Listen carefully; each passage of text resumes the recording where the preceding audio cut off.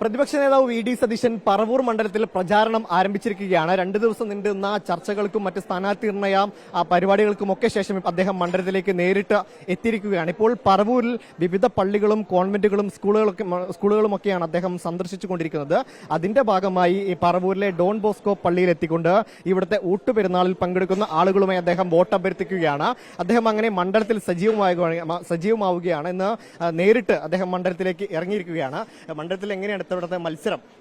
അല്ല, അത് എല്ലാ പ്രാവശ്യവും അവരെ എന്നെ അവരുടെ ഹൃദയത്തോട് ചേർത്ത് നിർത്തുന്ന ഒരാളാണ്. എല്ലാ പ്രാവശ്യവും അവരെനിക്ക് ഭൂരിപക്ഷം കൂടുതൽ തന്നിട്ടില്ല, ഒരു പ്രാവശ്യം പോലും കുറച്ചിട്ടില്ല. സംസ്ഥാനത്ത് LDF തരംഗം ഉണ്ടായ വർഷങ്ങളിൽ പോലും എനിക്ക് വലിയ ഭൂരിപക്ഷമാണ് കിട്ടിയത്.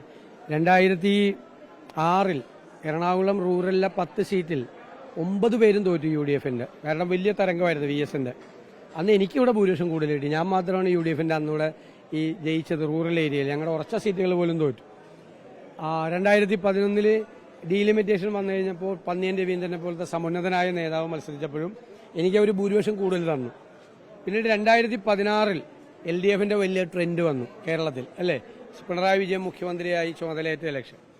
ആ ഇലക്ഷനിൽ ഇവരെന്റെ ഭൂരിപക്ഷം 11,000-ൽ നിന്ന് 20,000 ആക്കി വർദ്ധിപ്പിച്ചു. കഴിഞ്ഞ പ്രാവശ്യം അത് 22,000 ആക്കി. അങ്ങനെ ഒരു ഇത് വോട്ടിന് വേണ്ടിയുള്ള ബന്ധമല്ല, അതൊരു ഹൃദയബന്ധമാണ്, വീട്ടിലെത്തുന്ന ബന്ധമാണ്. എനിക്കിപ്പോൾ സത്യം പറഞ്ഞാൽ ഞാൻ രാവിലെ ഭയങ്കര ക്ഷീണിച്ച് ടയർഡായിട്ടാണ് വന്നത്. ഇന്നലെ രാത്രി ഉറങ്ങിയിട്ടില്ല.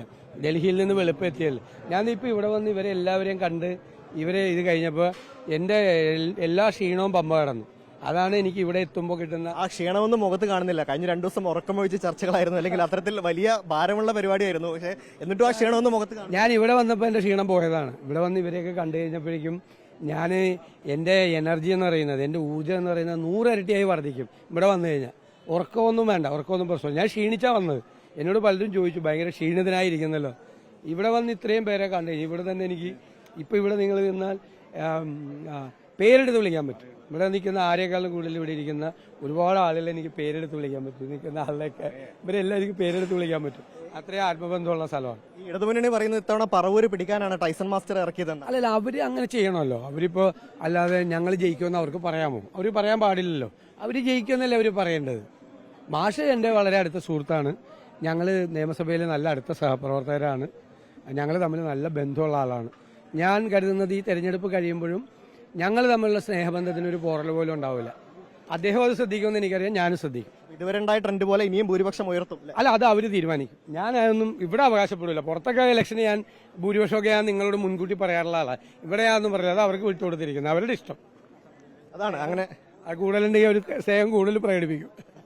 അതാണ്, പറവൂരിലെ ജനങ്ങൾ കൂടുതൽ സ്നേഹം ഇത്തവണ പ്രകടിപ്പിക്കുമെന്നാണ് വി ഡി സതീശൻ പറയുന്നത്. വീഡിയോ സബിൻജത്തിനൊപ്പം reporter Shabaz Ahmed, in reporter, Kochi.